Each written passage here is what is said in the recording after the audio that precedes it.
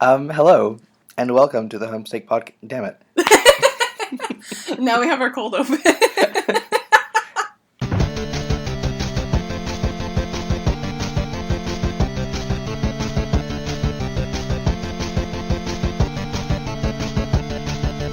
Da-da-da-da-da-da-da.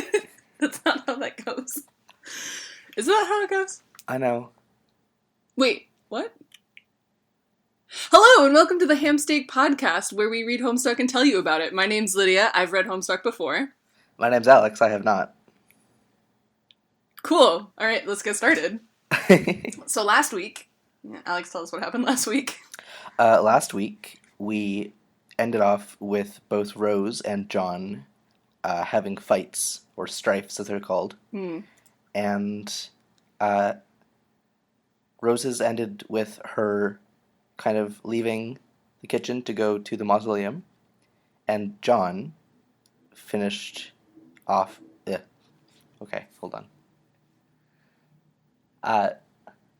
So John beat this imp and leveled up, and we got this cool little screen where we see a bunch of the levels that he'll get, and we got his loot, and we got a little dance from him. Yes, John is very excited to have leveled up on his Esha ladder. Yes. Cool. So, so that pretty much takes us to where we start the beginning of this week. Yes, so we start today on page 2306, which, again, is not the actual 2,000 pages. It is just the ID at the end of the URL. Right. We'll stop having to qualify that eventually. Maybe Soon, once yeah. we break 3,000. Oh god, that's going to be soon. Yep. Alright. So the next screen is just a bunch of empty slots for more items, more grist. Right. It's the, what is it called? It's the Athenium, right? Right, yeah. It's Rose. So we're looking at Rose's interface, where she has something called it's not really important what it's called, but she has something called the Athenium. It's where, types of materials are stored, or like types of grist, which is another one of the bits of sort of implicit foreshadowing that we get where it's like, look at all these empty interface slots. It looks like we're going to be able to build with things that are a lot more interesting than just these things that look like gushers. Right. Cool. I love stuff like that. I love that. Yeah, a lot of this comic so far is kind of seeing how big it's going to get. Especially with all the user interface stuff. Like, at the end of last week, we talked about how the scroll bar on the Esha ladder is really small, so there's going to be a lot more levels. Mm-hmm. So yeah, it's pretty exciting. Does that, like, are you, like, actively, does that tactic, like, super work for you the way that I, like, get really excited about that, or are you just like, that sure is, like, a foreshadowing? I'm probably more at the latter, but I really appreciate that you get pumped about it. Okay. That's fair. That's legit. Okay, you wrote Mausoleum. You never, like, say your own good jokes. You wrote Mausoleum. Is that in the text, No, or are you just hilarious? I said Meowsauleum. Oh, excuse me. Because there's a cat on the... Well, it's a cat's mausoleum. Yes, it is. It is the home and eternal resting place of Jasper's, Rose's beloved childhood pet, who was taxidermied and placed here in a tiny coffin wearing a tuxedo. Yep. By her mom. That's not messed up. So yeah, Rose finally gets the backup generator working and goes inside the mausoleum and just defiles the tomb. And to get her laptop out, she actually spills all her stuff out into the tomb. Mm-hmm. And it kind of makes it look like a little home base. And it makes me assume that she's going to be here for a while. I think she is, yeah. I'm not sure where else she would go at this point. She's kind of got nowhere to be. Mm-hmm. So yeah, she proceeds to knock her dead taxidermied cat off of... She doesn't just knock it, she kicks it. Oh, good. Thanks, Rose. Like, there's a kick. What's it called when the word is on the page? I don't know. in Caption, call out, action no, word, there's a word for like in comics, when they like biff bonk. sound effects. No, it's never mind. You have the entire resources of the internet at your disposal. You could Google this question. So we lack the technology to make my voice sound any different for this voiceover, but I'm coming at you from the future of when this was recorded, but still the past of you listeners. I'm not traveling through time to let you know that what we're about to spare you is about 3 minutes of fruitless Googling. It turns out the comic industry really does call those things sound effects. As far as we can tell from 3 minutes of fruitless Googling. You're welcome, and please enjoy the rest of the show. Okay.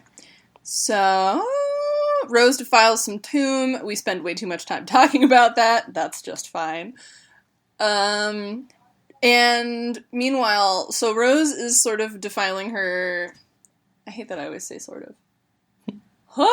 Rose is defiling her childhood pet's tomb, while John is being spoken to from the future by a desert alien. Yes.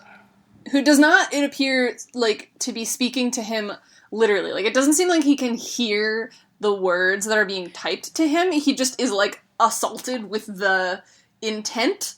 And doesn't... So he just thinks he's having really weird impulses. Yeah, that's true. It's really interesting.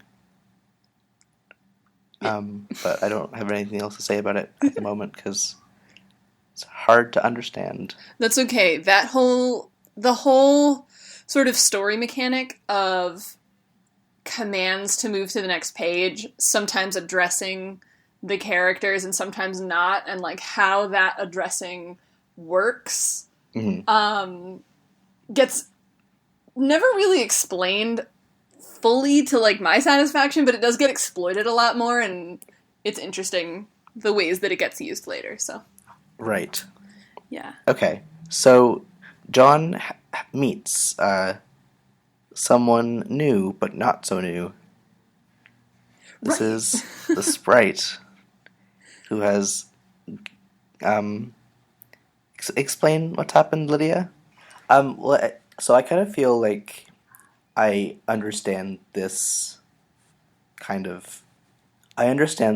the setup with the dark and light sides that are basically sculpted into Harlequin-shaped forces, like kind of on an intuitive level. But I'm not sure if other people have issues with that, or if we're not explaining it well. Right. Yeah, there's a ton going on here, and we do get a lot more chances to see how exactly, like, we see a lot of different repercussions to this later on, and so if it doesn't make sense now, once we start interacting with all of these qualities of the universe, which all of them are relevant, they may make a little bit more sense, or you can send us questions. Yeah, okay, so we went over what the medium is. We talked about prototyping. The main last thing is just the 7 gates, right? And yeah, go ahead. Yes, so these are basically like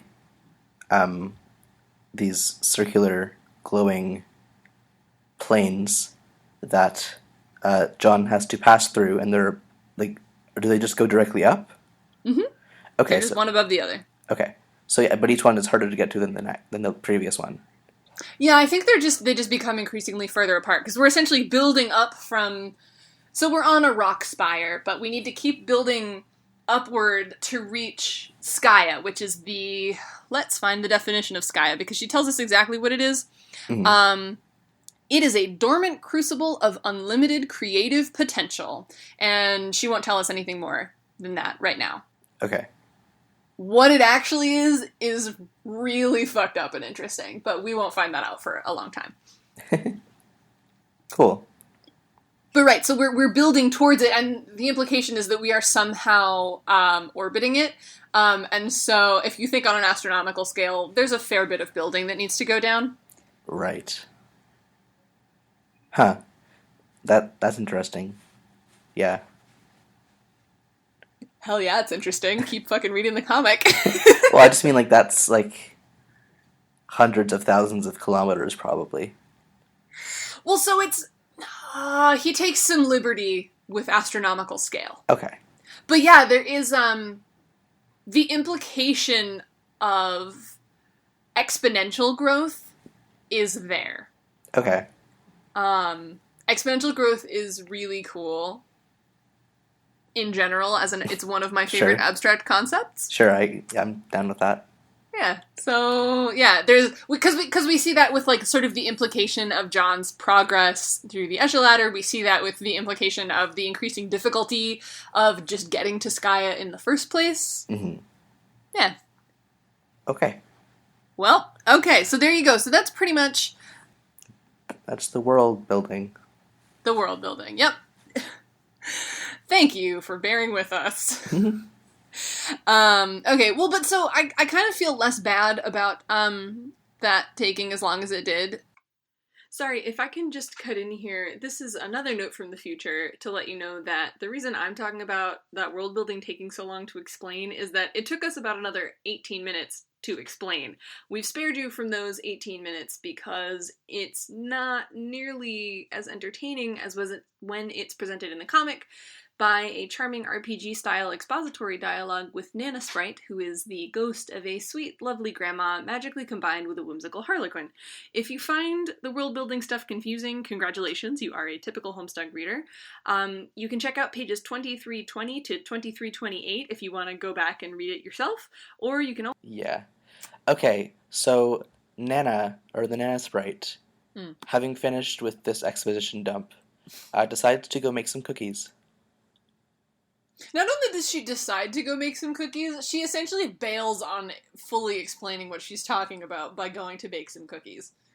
Yeah. And she goes through the wall, because she's a sprite, or a kind of a ghost, I guess. Mm-hmm. And she leaves some nice ectoplasm on John's bedroom wall. And I just said, Grandma goo. Ugh. That is maybe the most repulsive thing I've thought about all week. Grandma goo. Thanks for that. So yeah, she goes through the wall. John spends a little while being shouted at by Wayward Vagabond, our alien friend in the apocalyptic future. Yeah, the vagabond really wants those cookies. Yeah, he does. But John really, really super doesn't want those cookies because he his dad is fucking foisting baked goods on him constantly, and he like hates Betty Crocker, hates baked products. John is pretty dead inside. Well, I think he's had traumatic experience with baked goods. It seems that way. His dad essentially like pied him in the face at one point, right? Caked him in the face. Yeah, and just like having like a room filled with cakes on your birthday, just as a normal part of your birthday. God, that'd be so fucking sweet. If I woke up on my birthday, I've woken up to weird stuff growing up. Like my dad, for some reason, his deal on Easter was that he would we all slept like fucking rocks, so you could do this without waking us up. He would buy us like these enormous stuffed animals and like put them like in bed with us like while we were sleeping, so we just wake up hugging like a giant hot pink bunny. Oh my god. Yeah. Like happy Easter. And so I feel like similarly, if I woke up and because you wouldn't wake me up doing this, if I just woke up and there were like two different like beautiful looking cakes, because John's dad clearly knows what he's doing, I'd be pretty thrilled. I gotta say. Well, yeah, I'm sure like the first time, but after 13 years of that, maybe you'd be a bit tired. That's true, because it does also seem like the baking is a pretty everyday occurrence, and so... Mm-hmm. Which, nice defiance of gender norms. Sure. That's good. And it's not even overt, just like, no, nobody makes any kind of a big deal about it literally at all. It's just like, yep, my dad bakes for me. Is it weird for men to bake? Yeah, baking is an incredibly feminine activity. Is it? Yeah. Yeah. Oh, yeah. Huh. Oh. Yeah. Grandma makes cookies, etc. Men aren't pastry chefs, except for, Cake Boss. Well, that's the thing. Well, that's the kind of thing where, like, if a man does it and it's a feminine activity, then he's exceptional. Right. Well, exactly. But, like, John's dad isn't even exceptional. He's literally just, my dad annoyingly bakes a lot. That's it. I mean, I guess it didn't occur to me that it was weird for his dad to be baking at all. I have never... The only dad I've ever heard of baking is my friend Stina, who's probably eavesdropping on me through my door right now. No, she's not eavesdropping, but she might be able to hear me because I talk really loud. I know that her dad, they don't buy bread, they bake bread, and her dad is the bread baker of the family. But that's the only baking I've ever heard of a dad doing. Like, my dad does all the cooking for my family, and the man does not bake.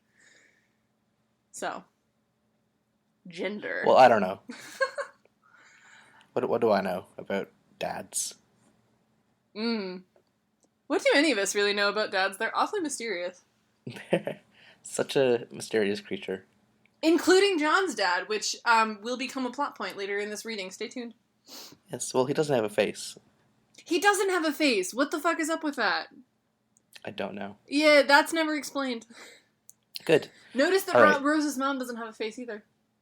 She has lipstick, I think. Well, she does, and John's dad has a hat Oh, and a nose. you're right. He has a and nose. he has... They have pipe, a facial feature. They only get one. Right. Okay, I see. Yeah? Yeah, I see what you mean. Mm-hmm. Okay, where are we? We're in the Incipisphere. No, where are we in the comic? We are... Oh, right. I just wanted to say, did I already mention that the vagabond really wants those cookies? Hell yeah, he does. Yeah. I think I already mentioned that. Yeah. It's good to reiterate. Yes, and we actually, a couple pages later, we see another story file, which again are the kind of classical comic panels that show the vagabond, his story in the future. And we just see a panel opens up in the bunker that he's in, and some canned food falls out, and he's super excited about that. And then a book on human etiquette falls out, and he's super excited about that too. Yeah, he is. He's vibrating with joy. Yeah, he is. Weird Vagabond. He's a good dude. I like him. He's good. He sticks around too. We'll be hanging out with him for thousands of pages, actually. Good. So, yeah. Alright, so future aliens aside. Yeah, so Rose decides to go update her game vac because she was, since she was reconnected, she was able to hear everything that Nana Sprite said. Right, so she's been privy to all of this world building, and she essentially just reiterates all of it. If you want a coherent explanation of all of that world building stuff, you want to just read that game fac. That game fac is on page 2340, and I strongly recommend it if you want just one concise rundown or a reference to the world building that we know so far. That's a good page to look for. Or, I mean, there's a wiki, which I'm going to recommend now because this shit's only going to get weirder. And let me double check the URL, MSPA wiki. I think that's what it is. Nope. It is mspaintadventures.wikia.com, and we will link it in the as mentioned. But if you have any if you're reading this comic and you're just who is that or what is that, I strongly recommend that you go to this website and look it up. The only caveat is that it's full of spoilers. That's what I was going to ask. Yeah, it's full of spoilers, but I mean, they go in chronological story order, so it's not terrible. And also, I feel if you're listening to this podcast and you know that I've read it before, you're willing to be spoiled in minor ways. Sure. Because to be fair, there's so much that happens here that any amount of spoiling is almost always just a drop in the bucket. Yeah, I've seen Tumblr posts that ostensibly spoil things. Stoil things. Stoiled it! Oh my god. But I already have forgotten all those, so it's no problem. Right, that's the other thing, is, like, if you get spoiled... This comic is so sprawling that if you get spoiled for something that hasn't even been introduced yet, you won't remember it. Because brains are incredible. I just wanted to, as an aside, mention that you pronounced it Wikia, like rhyming with IKEA. Yeah? Which I pronounce it Wikia. That's awful. I hate Wikia. that. I hate Wikia. Alright, It's well, ridiculous. I guess we have to end this podcast, because... Bye. Talk to you never. Nice fucking knowing you. It's been a good run. Okay, so, Homestuck. In Homestuck. Homestuck. Mm-hmm. John's stuck at home, but the home gets bigger. The home does get bigger. The home just keeps growing. Nice.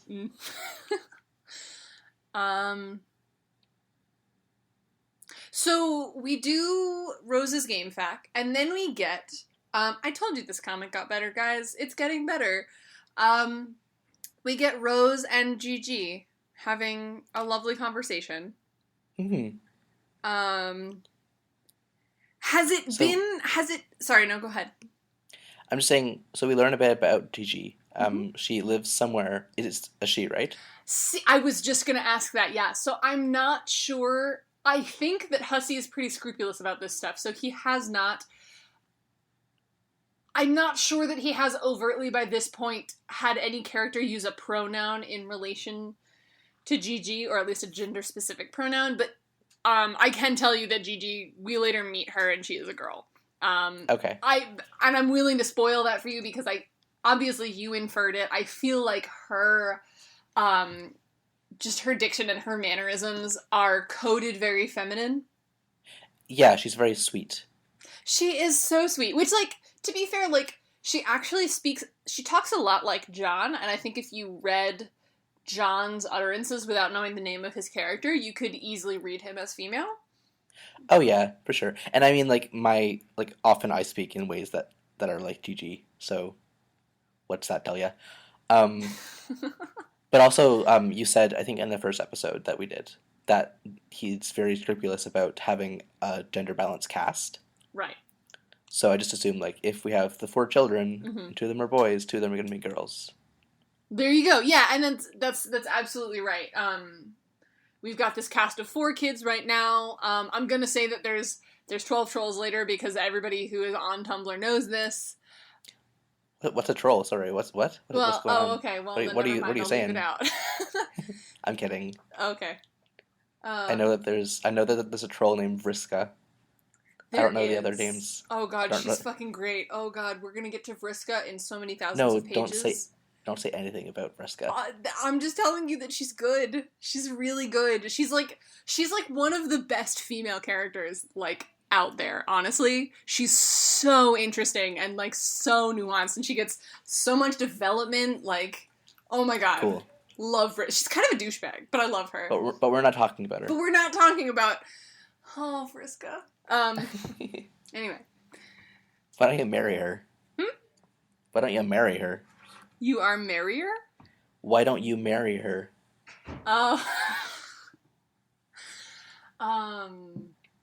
We're not talking about Vriska, so there's a lot of directions I could go with that. But you managed to pick a throwaway utterance that would turn out to actually be quite plot relevant later on. So I'm just gonna let it hang there. I'm gonna forget about it before we get there. Yep. And hopefully our listeners will too. Pretend we've never spoiled you for anything. No, we're not gonna mention. We're not gonna put it in. Okay. Probably. We're gonna throw away the entire Vriska Circuit conversation. I'm gonna throw away all the jokes this time. You may not laugh while listening to this podcast. If you laugh while listening to this podcast, I demand that you rip your headphones out, burn them, cut off your internet subscription, and rethink your life. This is an informational dissemination podcast. There is no... There will be no fun on this podcast. Let me be very clear. No fun allowed. So yeah, like I said, with this comic getting better, there are plenty of very robust and very plot relevant, purely female-female relationships. And this is one of them. We see Rose interacting with Gigi. Rose is privy to the fact that Gigi can see the future. And lets on to this through her sarcasm throughout the conversation. Gigi can see the future in a sort of intuitive way. Oh, I didn't pick up on that at all. Seriously? I guess, like I wasn't looking for it. Oh, yeah. So Gigi just happens to... She tries to play it off as just intuitively guessing, or she's been speaking to other people, sort of without that person being present. Not exactly behind their back, because they're not talking shit. They're just, they have their own relationship. Oh, do you know what it was? What? Because she was talking about, like, the game. Mm-hmm. I thought that she was, like, her parents were, like, developers for it or something, so she knew about it. Oh, that's so interesting. Yeah. That's not the case whatsoever. That's not at all, yeah, no. That is just, on so many levels, so far from the case. Because I was imagining, like, because she, like, we're not sure where she lives. So I was thinking, like, her parents are, like, secret game developers for, like, the CIA or something. I don't even know. That's amazing. That is the best possible takeaway from this cryptic character and the little bits of exposition we get for her. I'm a fan. I suggest that all listeners maintain CIA secret game developer as the precept, as it were, of Rose's as Gigi's parentage, until we are told otherwise, in, I think, not for a great while. She remains mysterious for a good long time. Okay. But yeah, so that shouldn't be a huge spoiler, because I feel like it's pretty obvious from this dialogue that Gigi can see the future in sort of vague ways. Like, she just happens to have certain premonitions, and it's just that she knows certain things and isn't sure how she knows them, and right. She downplays that, I think, to herself and to others. And everyone is just sort of reluctant to make a big deal out of it, because, I don't know, I go through this with a lot of my interactions with people I know online, where I'm just like, let's not make this weird by grilling them. Like, you just kind of accept that you're not going to know a lot of things about a person, and it's a lot more conducive to the relationship to just be like, that doesn't make any sense, but okay. You just take things, right. You just take people at face value on the internet. It's kind of nice. Anyway. So. Anyway. Oh my god. Here we have the Earth. Right? End of the world. And here we have Skya. Oh my god. I think we have to link End of the World now, as mentioned. That assumes that magnificent artifact of pre-YouTube internet video humor. That is that? Well, that's obviously pre-Homestuck. That was it's Newgrounds era, dude. That stuff dates back to like early 2000s. Archaeology. Not exactly, but okay. There's an analog to be seen there. Now I'm just imagining, like, archaeologists going into, like, those huge mounds of e-waste with, like, a pick and a toothbrush to, like, extract a hard drive. Mm. Oh, I wonder how much data could actually be recovered from, like, 1,000-year-old hard drive. Huh, that's a good question. Like, I don't know if it's like I know magnetic tape degrades incredibly fast. Yeah. Maybe a solid state drive, though. Solid snake drive? I've never played one of those games. Me neither. But thank you. Thanks for listening to our Homestuck podcast, folks. I think that'll be our title. Solid snake drive. Yep, works for me. Okay, so we have that lovely conversation between Rose and Gigi, and then we get, I think you and I took, very different things away from this scene. So we get a scene of Dave looking out his window, and I said it's very visually striking, and I described the scenes at the top of a very tall apartment building, and the meteors are behind him, and the sun is kind of burning into his sunglasses. Lydia said, "The city is on fucking fire from meteors, and drop it like it's hot" is attributed to Keats. Well, and So yeah, that's also, go ahead. so that's a really obvious misattribution, Mm-hmm. and I'm wondering if you noticed that your first time around. I think I got the vague sense that the joke with the original quotes must have been that they were misattributed because I couldn't think of why else they'd be funny. Mm-hmm. But I think this was the first time when I really noticed it. Yeah, because this one is like egregious. It's quite egregious. It's literally like a bunch of drop it like it's hot, Yeah. attributed to Keats. It's really fascinating. We don't see this really ever again, but we get the narration sort of waxing poetic quasi in Dave's voice, making metaphors about the sun and needles and vinyl and the planet. And well, with needles and vinyl really being sort of the intrinsically Dave thing, but also just the cadence that's used feels very Dave, but not in a Dave dialogue way. It's just sort of fit to Dave. This doesn't happen very often. It kind of caught me by surprise, and it's like surprisingly sort of beautiful. Yeah. Yeah, it is. Yeah. Dave. Oh, Dave. But so I really liked it actually. And then, but what's so wonderful about it is it's like lovely and it's Dave, and then it being Dave lapses very organically into literally just the lyrics of "Drop It Like It's Hot." It's beautiful. Oh, Dave. All right. So yeah, so then, okay. sorry, so spending time with Dave, yes. Yes. So he looks at his brother's stuff around the living room, and his brother seems really creepy, with these weird puppets, and just a whole bunch of weird art of puppets. And so Dave says something about like his brother is tiers of irony like above Dave, and he can never be as ironic as Dave, or as his brother. Yeah. And that reminded me of this past week. I reblogged this Tumblr post that was like, "How many levels of irony are you on, dude?"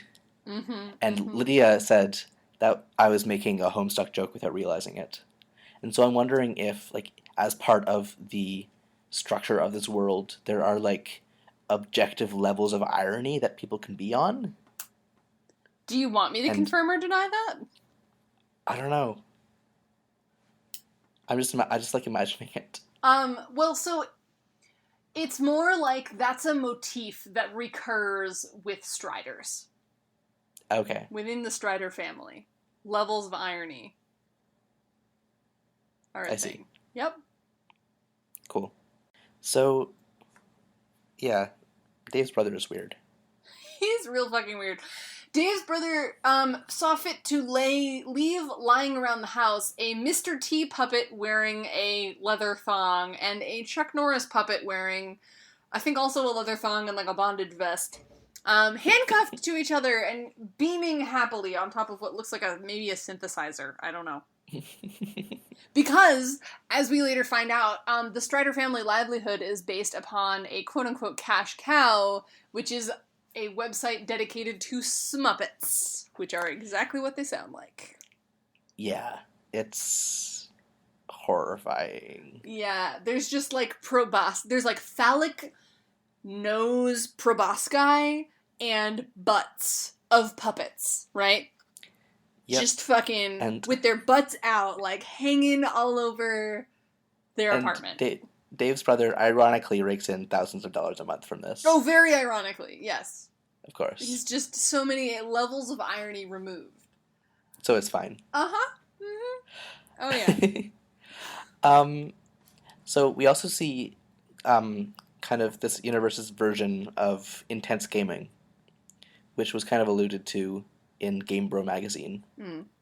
But, well, okay, wait. What do you mean by intense gaming exactly? well, that's just what it said in the narrations. Like, this is intense gaming. Oh. Hold on. Well, I mean, but like, so when you say this universe's version, I feel like that just implies Sorry, our I just mean like, hold on.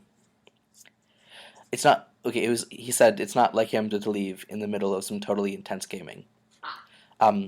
But the image corresponding to that on the screen is a bunch of chip bags vibrating. Doritos. With They're some Doritos. It's very important. Well, there's Doritos and there's also some Pringles. Oh. Well, but there's Pringles like, don't come in a bag. It's a tube of Pringles. Okay, sorry. Fucking right. get your snack properties right. God. Get your snack together.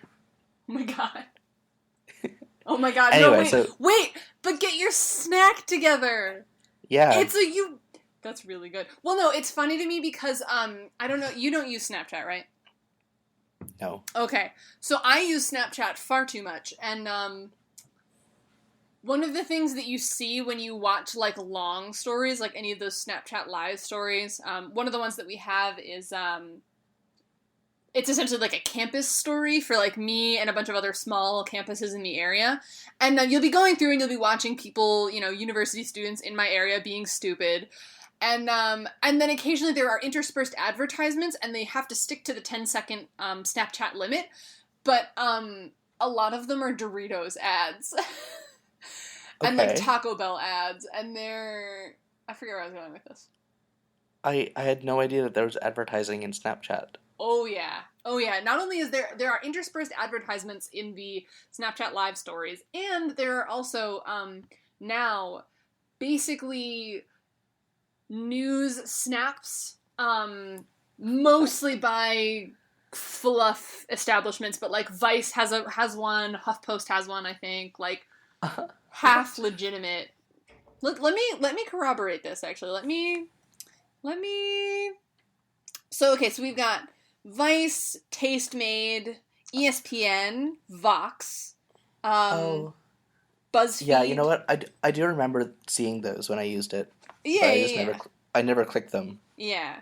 Nat Geo Oh God, has one. every time CNN I feel, has one. What? I feel like every time I look at Snapchat, it's like changed dramatically, and I just don't recognize it anymore. Like all these weird like face filters that it does. Yes, I love the face filters. They're so bizarre. Yeah. They're so like what is Snapchat doing as a company? I don't know. There's something new. I honestly find it really interesting.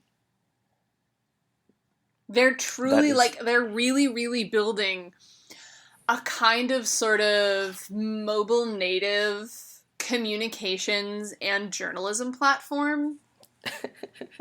What? It just sounded so good. Hell yeah. That's a good string of words. Thanks. I fucking am staking my entire career on it. Alright, we should talk about Homestuck. We should talk about Homestuck on this Homestuck podcast. So yeah, we get like an in-game screenshot of the game.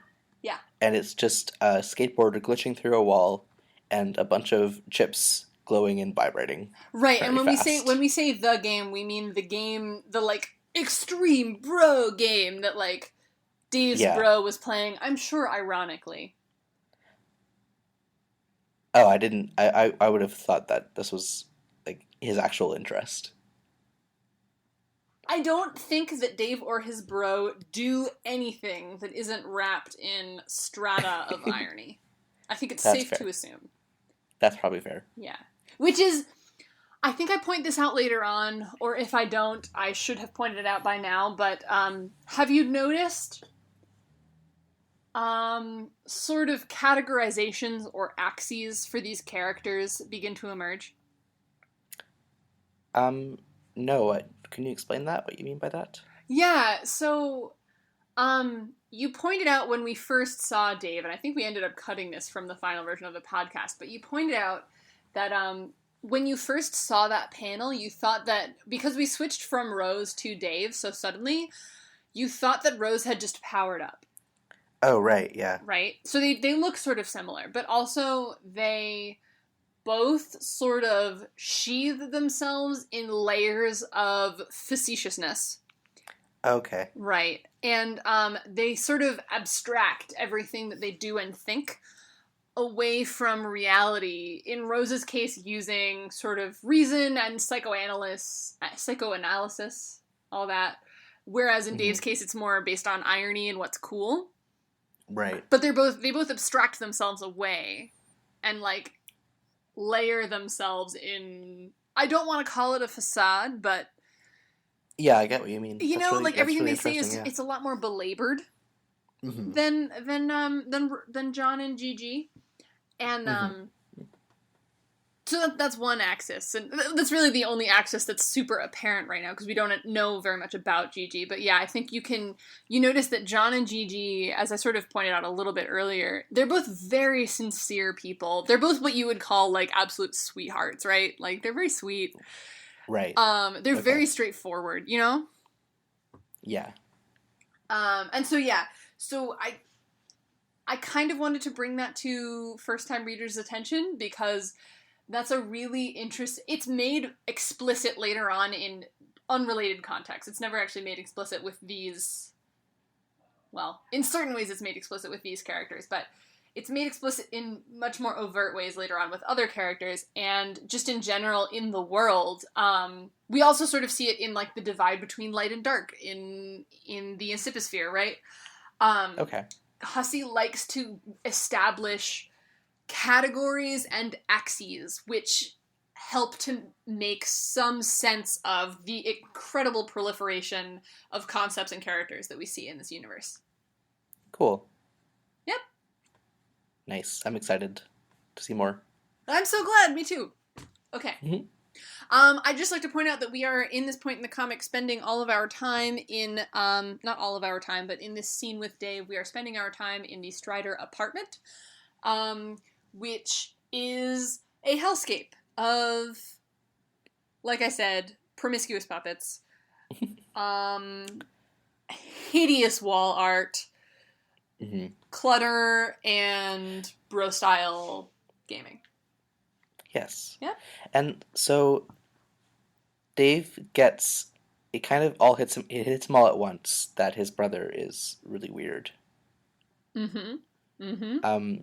And we kind of see two times actually because the Pestrolog does this thing that it did before, where it's copy pasted so that we know where we are in time.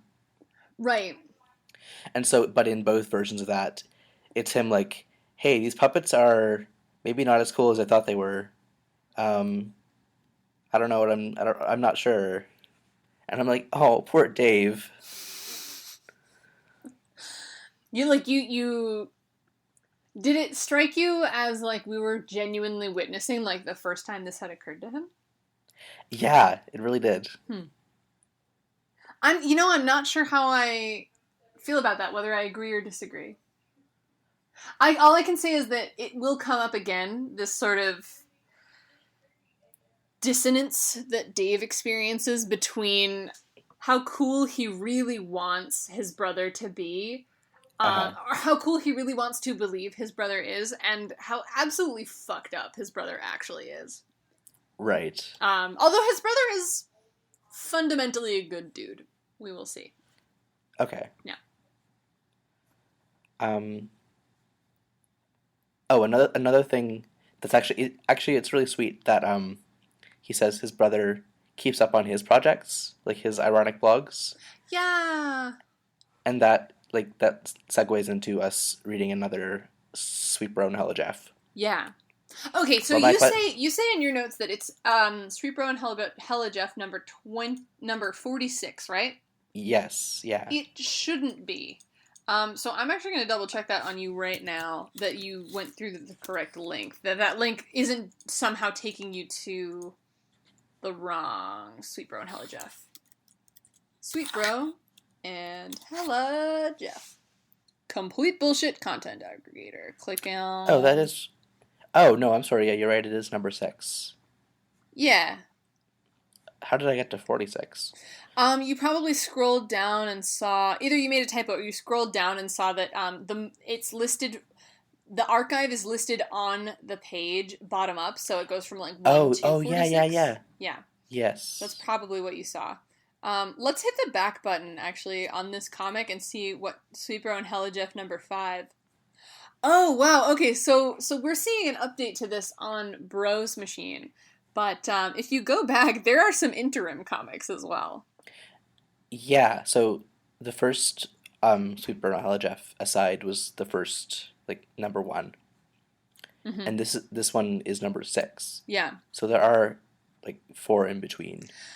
I don't think I've ever read these before. I'm clicking through them right now, and they're novel. But I think the main thing is, are you still on page 6? Hold on. CID equals 006? Okay. Hit the next comic backwards button once, and go to 005. Because this is a critical piece of internet history that, like, this was a big meme, really, that Homestuck contributed, and I think that we need to document it here. And I completely didn't even realize that it happened here. Okay. So this is, We're gonna do a live read, folks. Okay. Are we? I'll be the one with lighter hair. The one who talks first. Is that Sweet Bro or Hella Jeff? I don't even know. Bro, did you get the new hot game that everyone's buzzing about these days? Dude, you know I did! And then a bunch of text scribbled out underneath that you can sort of read. You know it. I'm red. I have got a red jumpsuit on of some kind and black hair, I guess, and a disgusting goatee. That is so sweet, man. How about a bro hug bump? Okay, how do we do this? Let's do this thing. Let's make this shit work. We're doing it, man. Where is misspelled. We're making this happen. Oh my god.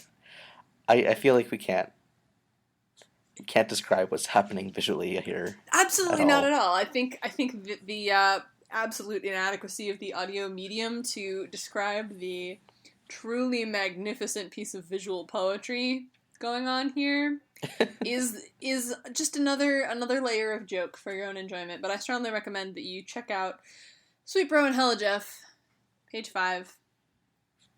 You can actually go to sweetbroandhellajeff.com and just go to number 5. There's a navigation right on that page if you scroll down a little bit, and it's really good. I guess so. When I first joined, this is so embarrassing, but when I first joined Tumblr, it was essentially because I had finished Homestuck, and I was like, but wait, what now? And I was just like, I need more of this content, and we're doing this, man. We're making this happen is a big ol' meme in those circles, and I've seen it float around in other circles, but again, like, when you're on a site like Tumblr, I also feel like where you start will always influence where you end up. Mm-hmm. And we do sort of find ourselves coming around rather beautifully with this podcast right now. Once again, thank you all for listening. And so, but yeah, like, that meme, I don't know, that meme always seemed like a big deal to me, and it's funny to me that you've never seen it. Like, we're doing this, man, we're making this happen. That's like some integral internet shit. I'm embarrassed. I mean, I might have like heard that before, but because I didn't know where it came from, it didn't stick. I see. Because I mean, that's just kind of an innocuous phrase if you don't know the context. You know, you're right. It is surprisingly innocuous. Okay. Well, so anyway, that's the Sweet Bro and Hella Jeff that we read, and also the one prior. Well, the Sweet Bro and Hella Jeff that we actually read is just kind of boring, actually, so I'm not even going to talk about it. But the one prior to it is a core piece of history that I think you should consume. And then we look at Plush Rump. Yes. Let's move on. Yeah, we're just going to skip straight over Plush Rump. It's the puppet butts. It's the smut puppets. It's the plush rumps. Mm-hmm. We don't need to dwell on this. No. Oh, well, and yet the comic does, lovingly, for many pages. And that's, you know what? Fucking read it, because it's real uncomfortable. Every note that I take during these is just like, this apartment is a hellscape, Smuppets, Jesus Christ, the rumps, I hate this. Meanwhile, Yes. as Dave is navigating the aforementioned hellscape of his apartment, Lil Cal, remember the marionette rapper from his brother's weird act ventriloquist thing, right? Okay. Um, Lil Cal is teleporting around the room. That's fine. Yeah, I'm sure it's fine. he just like we can quite clearly see the semi off panel locations where Lil Cal is about to appear, and Lil Cal is quite obviously not there. And then we shift one panel, focus a little bit more on those previously off panel locations, and suddenly there's Lil Cal, just out of nowhere. He's just there, Yep. hello, following Dave around the room. That's not creepy as shit. Anyway, so Homestuck. Yeah. Let's wrap this up. Okay, so we learn a couple of new things about how Rose can interact with the world, with the imps, because she can drop things on the imps to kill them, and they drop grist, but she can't pick up the grist herself. John has to pick it up. Right. Which is interesting. And then she also points out, I think in her game fact, she points it out in a later game fact that we are going to see right at the end of this reading, that while she can defeat monsters for John, she prefers not to because it denies him the experience points he's going to need to level up to be able to continue to be useful, essentially. Yeah, and that is really interesting. That seems like an important. Yeah, a little bit. It seems I'm impressed that she made that. She made that connection. Yes. Yes. Well, I mean, it's not that difficult of a connection to make if you've ever played like a video game.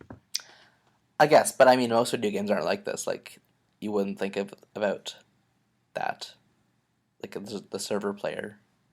Like, or maybe you would. I guess I don't know. I don't know. It seems kind of obvious to me, but also, again, I've read especially this beginning portion of the comic too many times. Yeah. Right. So there's a little mini game when the imps are playing on the Slimer pogo. That fucking mini game. Fuck that mini game. Damn it. Programmed What's by wrong with Alexis it? Gankro Beisinger. She does great work. He does great work. That person does great work. But I can't I think the point is that it's supposed to be frustrating, but I cannot, maybe my brother doesn't like it. I can't figure out how to make any kind of score accumulate whatsoever, and it makes me real angry. It was just like it was weirdly coded. Like, you need to press hold on, 2376. 1776. So are you there? Are you there, God? Yes, I am. Hello. So hit giddy up. Uh-huh. And then, I think you have to click on the pogo. And then mash back and forth. Yeah, I'm accumulating no score. I'm accumulating score now! There you go, yeah. You gotta hit a rhythm, is the deal. You can't just mash. You have to hit exactly the correct...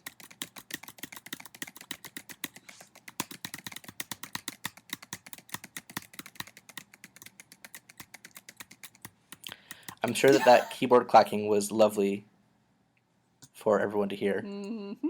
What was your, you said your high score. What's your high score? My high score was 927,000.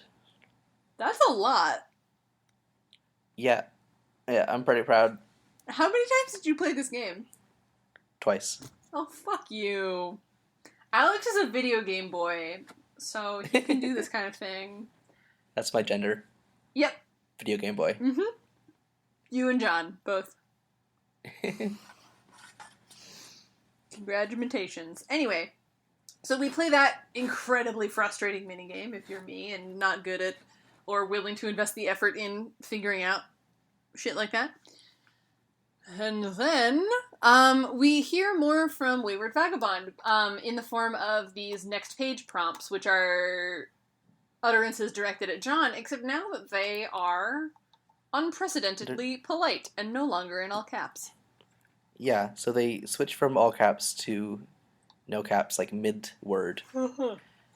And then we see that the Wayward Vagabond is reading the Human Etiquette book, and also eating it. Because I guess he's really hungry. He's incredibly hungry, having been wandering in a post-apocalyptic wasteland. I guess that makes sense. Yeah. And that's why he wanted the cookies. Yeah. And he tries to, like, get John to give him a can opener, but of course he can't. Well, so we need to specify why John can't. I mean, besides the fact that they are temporarily separated, WV is sending John all these impulses to, like, go get a can opener, but he's sending them at a time when John has escaped from a fight he can't win into a separate room and then been blocked off there by Rose to keep him temporarily safe. Yes. And he's separated from the kitchen. He can't get past the fridge to go get the can opener. So we see this happen a couple times in this reading. John is just standing there doing this, like, shruggy motion because he's getting these impulses to go do a thing that he physically can't do, and so he just seems to get stuck. Yeah. It's cute. It is kind of cute. His sprite, when he's, like, shrugging at the camera, is very cute. Mm-hmm. But Rose is pissed off because she doesn't understand. Like, she doesn't know about the impulses, so she just thinks that John is, like, dicking around. Correct. Right. So he's like, also, he doesn't have his PDA on him, so he can't. Well, he does. I think it's just stuck in the middle of his Silodex. Oh yes. Right. Right. The I was reading ahead a little bit, and I can tell you that the Silodex fuckery, for all intents and purposes, ends within the next couple 100 pages, I think. Oh, that's too bad. It's too bad? Yeah, I like that. I love the Silodex fuckery. Oh. I mean, it continues in some extent, and there are analogous other sorts of interface fuckery that do take its place. So. Okay. Don't worry, you got some time yet. Mm-hmm. So next, I think that's about it. John gets stuck between the proverbial rock and hard place of impulses sent to him from the future by an apocalyptic alien creature, and Rose trapping him in a room. Right. And so we do a hard cut from that to another of Rose's game facts, which is this time just a set of screen caps. Mostly we learn nothing new. Yeah. She just put some kind of some captions underneath some stuff that we've seen. Right, from slightly different vantage points. Except for the very last of those screen caps, which is of John's father's room. Mm-hmm. Yeah, so John's father's room is completely clouded and static. And Rose is not sure if it's just, like, inaccessible in the game or if it's, like, unrendered because John has never seen it. So the game might be drawing the house from his memories. Interesting. Mm-hmm. I think that probably the appropriate way to enact my role right now is to neither confirm nor deny. Well, that's just what Rose is conjecturing, so... Okay. Can I give you a vague spoiler? I think not. Not right now, no. Oh. I wrote it in the notes anyway. No spoiling. I won't look. Okay. No spoiling for you. I'll delete it. Goodbye. Don't look. I hope you didn't see. Because that surely would have ruined your entire reading experience. Yeah. Okay. So that's the end of the story. Do we have any questions? We do. What? Yeah. Are they from Dwellington again? No. Oh. We have more than one listener. What? Okay, so this question is from Following Ponies on Tumblr, who is one of my good friends. So thank you for listening, and thank you for asking a question. Oh, yay.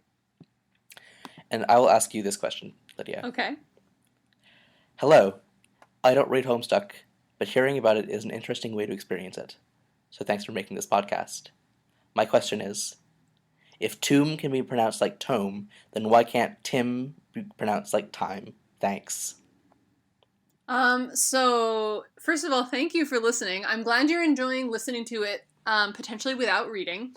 As an aside, part of the inspiration to do this was because of a podcast that I am quite a devoted listener to, which is Rachel and Miles Explain the X-Men, where they basically summarize events in the X-Men comics universe.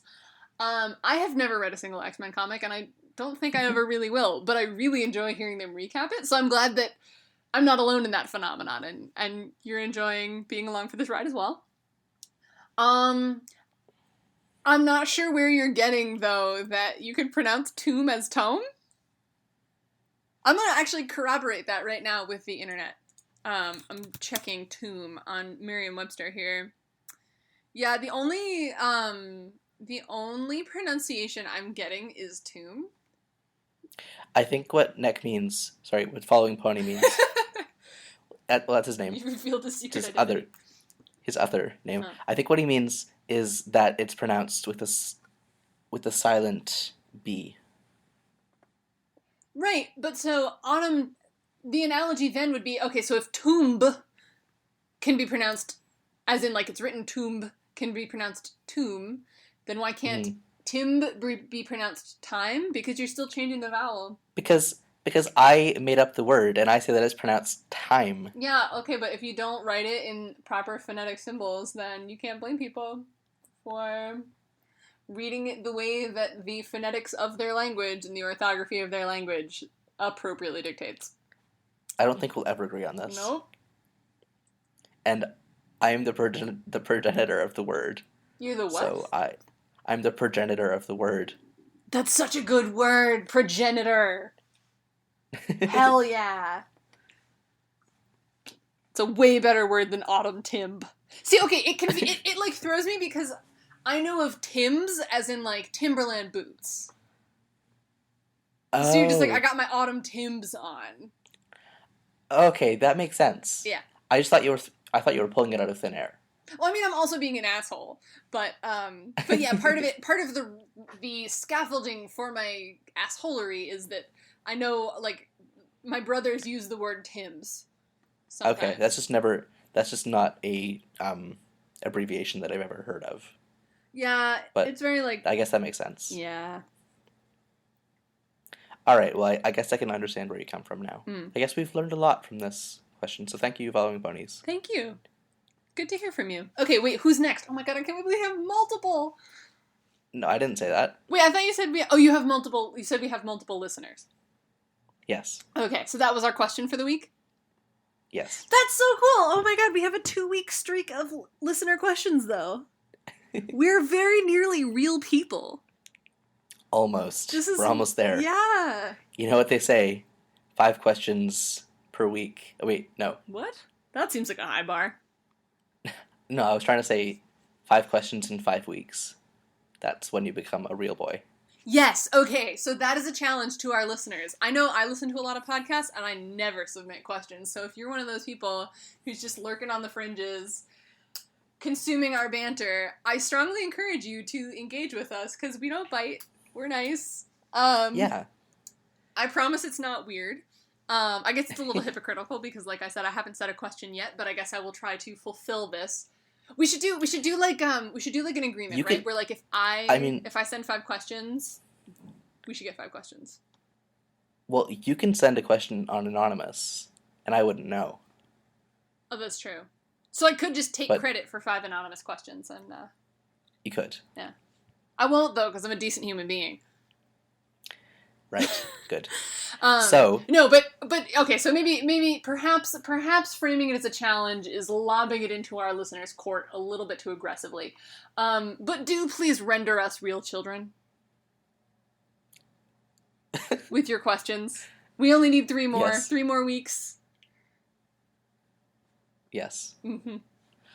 If you'd like to send us a question, you can do so at Homestake. Damn it.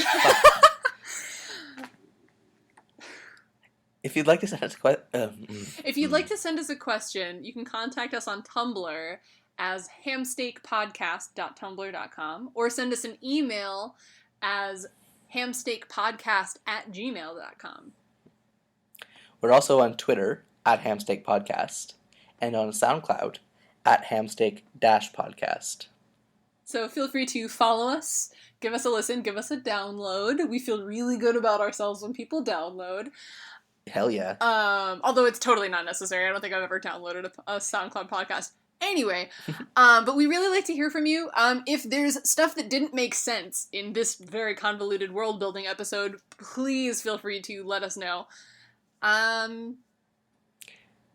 You can also follow us individually at our homes on the internet. Oh, God.